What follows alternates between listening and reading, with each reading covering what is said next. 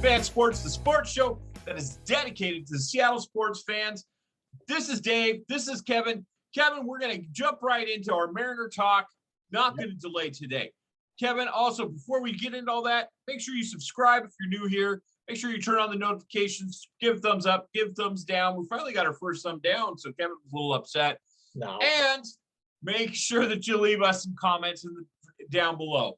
All right, Kevin, jumping right into it because we have watched a little bit of Seattle emerging as probably a team that we have to start saying a certain word that I didn't think we were going to have to say this year.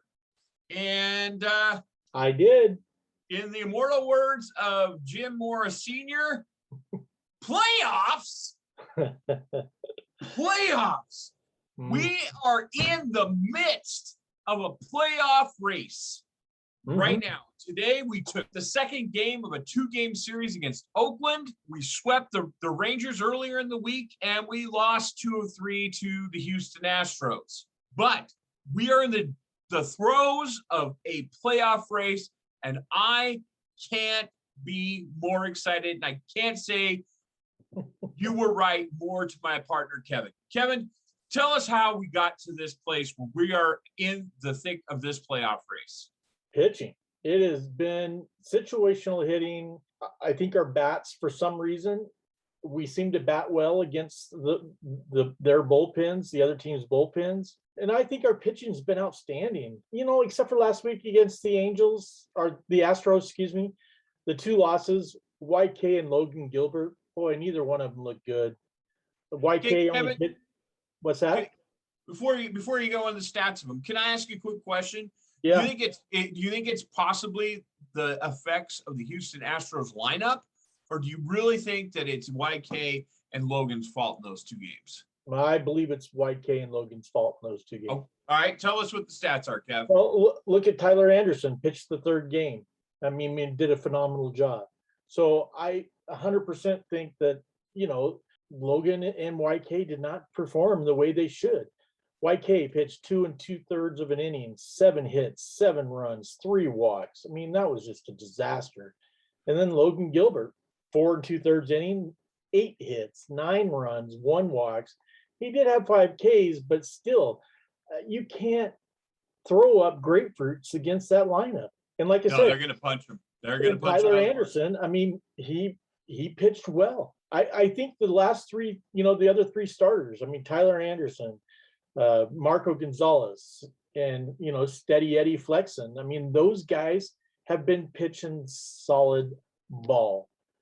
I think Logan Gilbert's out of gas.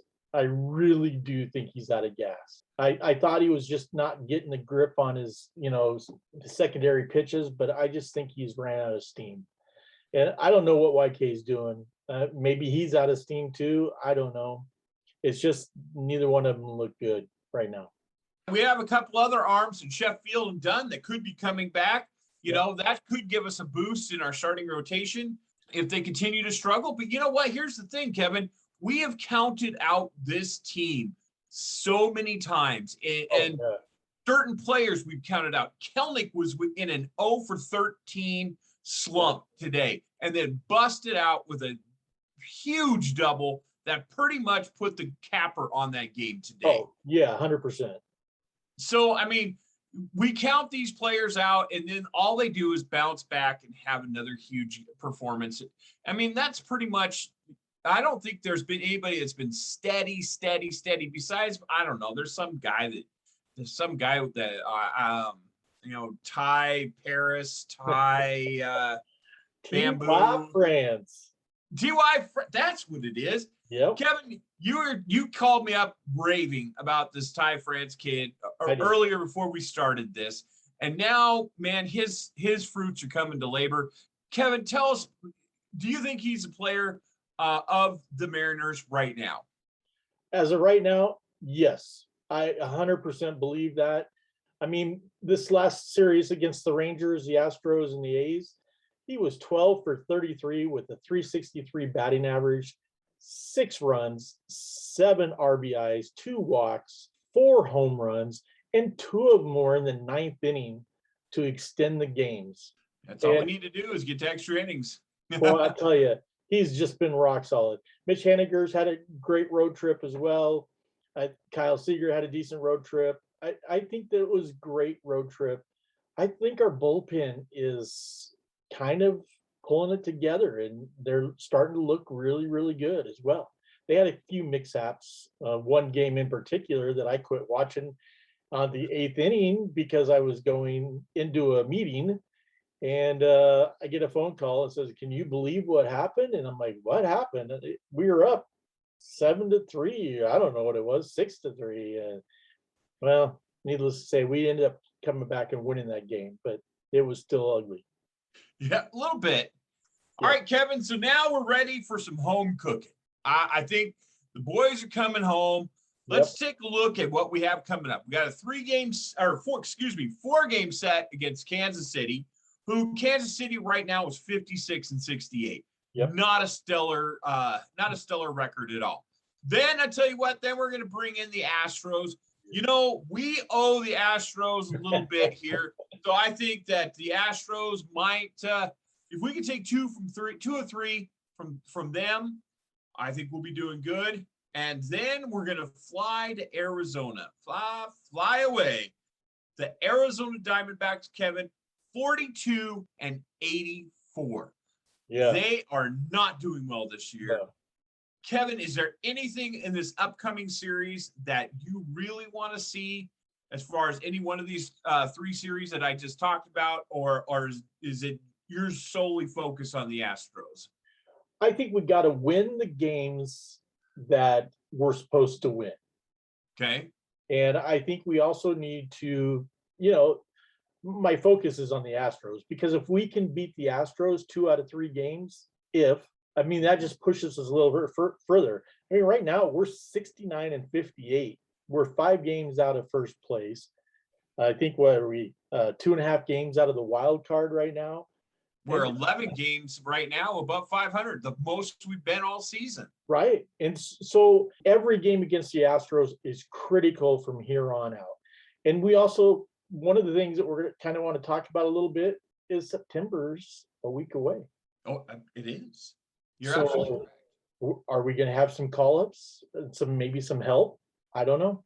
Could we see Kirby? Could we see, I don't know. I don't know if we're going to see those guys yet.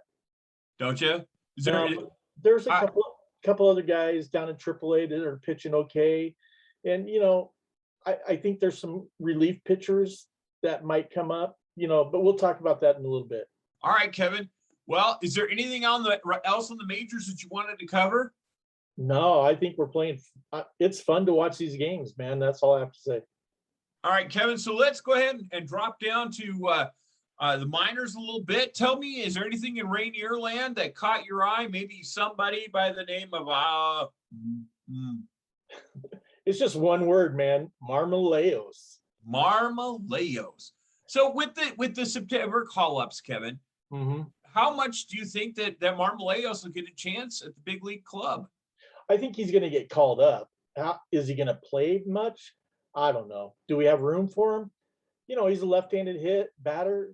I would like situational. Yeah. Yep. So it'll be interesting to see, what happens. But right now the Rainiers, they won 3 games and lost 4 last week. They're 54-31 or 54-41. Excuse me. They're 3 games out of first place, and Marmoleos is still batting .372. And that's pretty much it for the Rainiers this week. Gotcha. Okay.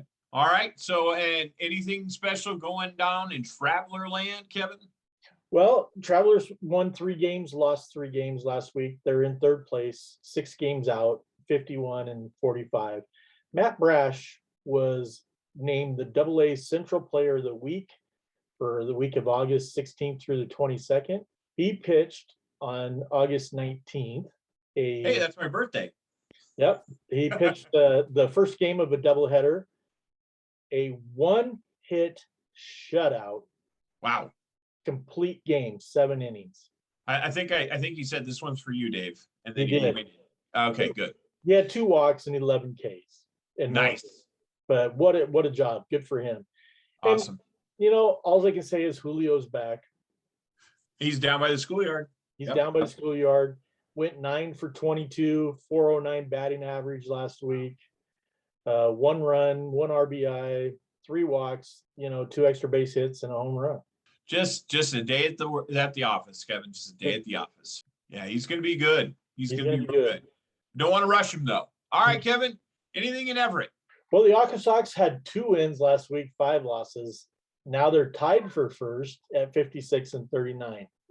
They got decimated by all those players going to AA. So pitcher Jimmy Joyce, his first game with the Sox, he was a 16th round draft pick this year. He went 5 innings, 2 hits, 1 run, 1 walks, and 8 Ks. So good for Jimmy Joyce. All right, Kevin. Only thing I need to talk about now is the Nuts. Yeah. Well, guess what? They were 6 wins, no losses last week. What? They have won a total of 10 games in a row. Right. They're still third place, 10 games out of first. They're 53 and 43. But, oh my goodness, let's talk about some guys. Outfielder Corey Rozier. He was the 12th round draft pick in the 2021 draft. He is currently batting .370. Nice. Catcher, first baseman Eric Jones, batting .366. Outfielder Colin Davis, the 7th round draft pick in the 2021 draft, batting .362. Infielder James Parker, which he actually technically was a shortstop, third baseman, but now he's playing second base. Right. He was the 8th round draft pick out of this year's draft, and he's batting .359. So nice. Boy, are those 4 guys lighting it up down there. Nice to see the youngsters coming on. Yes, it is. All right, Kevin. Well, what we'd like to see from you guys is give us a prediction of how you think we're going to do in the Kansas City series, the Houston series, and the Diamondback series that's coming up. And when we come back, hopefully we can talk about some of the predictions that you guys made. And Kevin and I might give you a little bit. You hear what we're thinking. We're thinking that we got to do 3 out of 4 from KC, 2 out of 3 from Houston, and we got to sweep those Diamondbacks, Kevin, because they took Randy Johnson. Get the brooms out, baby. All right, Kevin, I'll see you next week. Goodbye. Peace.